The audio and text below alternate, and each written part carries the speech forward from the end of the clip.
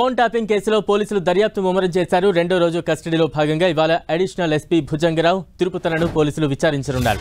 ఇప్పటికే ఈ కేసులో టెలిగ్రాఫ్ చట్టం నమోదు చేస్తూ నాంపల్లి కోర్టులో మెమో దాఖలు చేశారు పోలీసులు.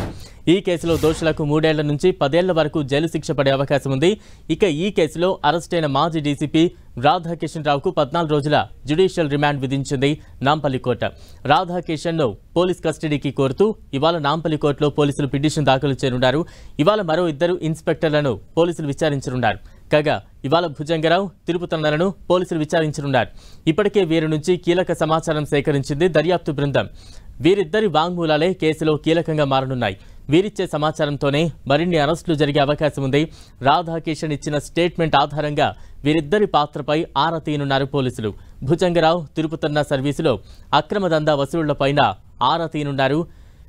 ఎస్ఐబి మాజీ చీఫ్ ప్రభాకర్ ప్రణీత్ రావుతో వీరికి ఉన్న లింక్స్ను రాబట్టనున్నారు. ఎవరి డైరెక్షన్లో ఫోన్ ట్యాపింగ్కు పాల్పడ్డారనే విషయాలను తెలుసుకోనున్నారు. అలాగే ఎంతమంది ప్రైవేట్ వ్యక్తులకు ఇందులో ప్రమేయం ఉందని ప్రశ్నించనున్నారు.